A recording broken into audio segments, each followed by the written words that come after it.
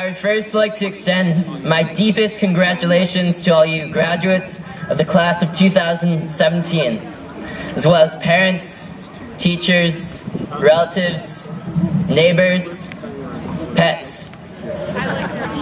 I know it's cliche, but we truly would not be here without you.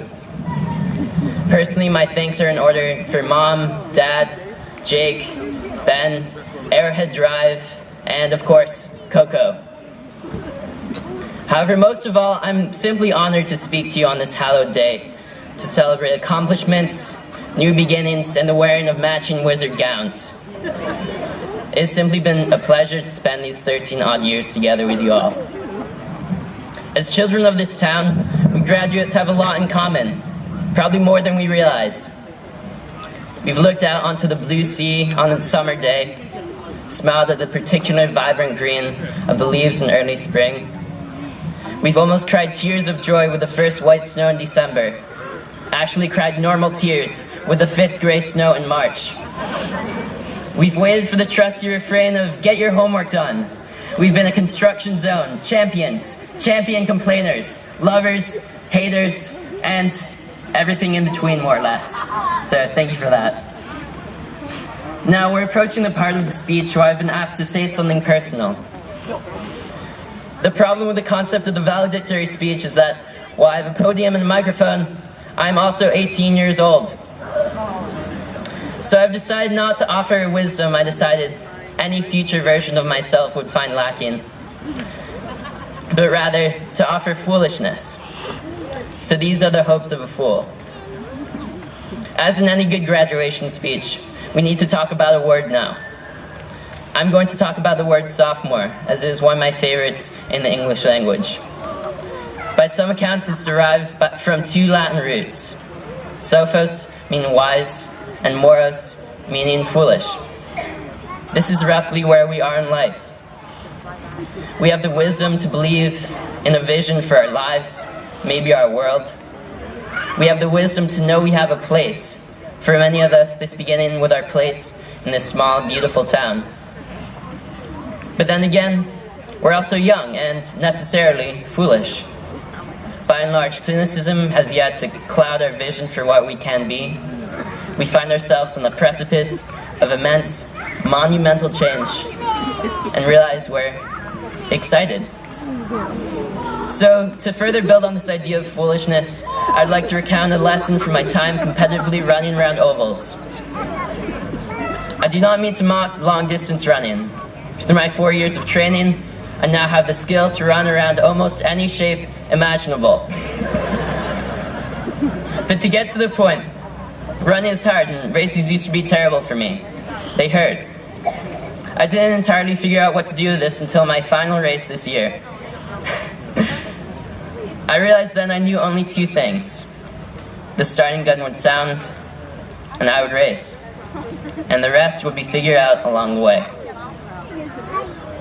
As we stand on our individual starting lines today, we are united in the belief that we know few things and that this might just be okay.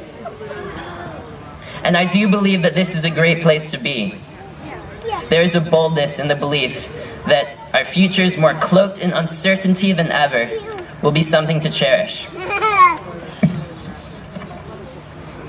There is an innate courage in all us at this critical moment, and we cannot forget it.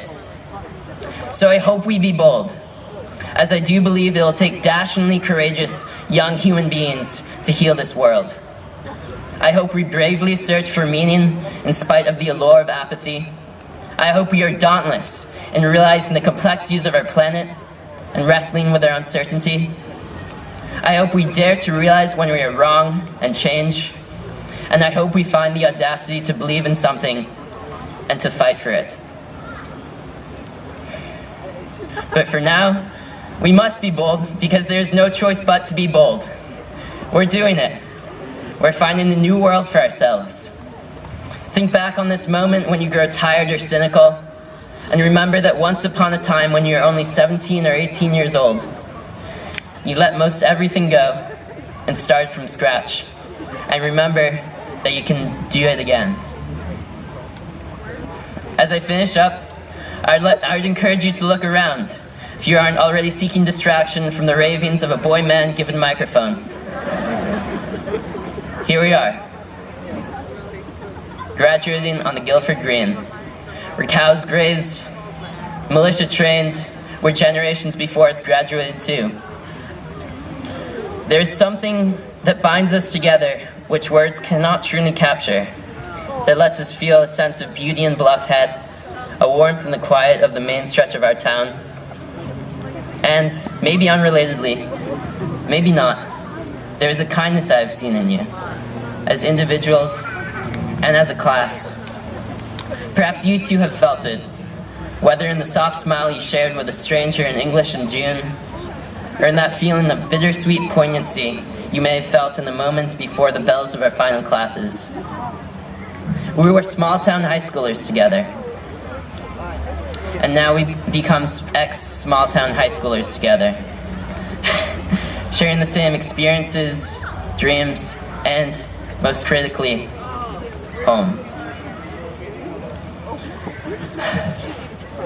I would like to leave you with a scene we all know. The Long Island Sound on a late spring day, wading out into the water. It's cold, but this isn't unexpected. The blue of the sea is deep, but playful in some way. And as you scan up, the water fades into the horizon, and it's easy to forget the ocean ever ends. And what do you do with this image? Stand there, relish the turquoise sky and billowing puffs of cloud. This place is beautiful. Then sigh, and the only thing left to do is to set sail. So with that, in the words of David Foster Wallace, I wish you way, way more than luck. Have fun. Thank you all.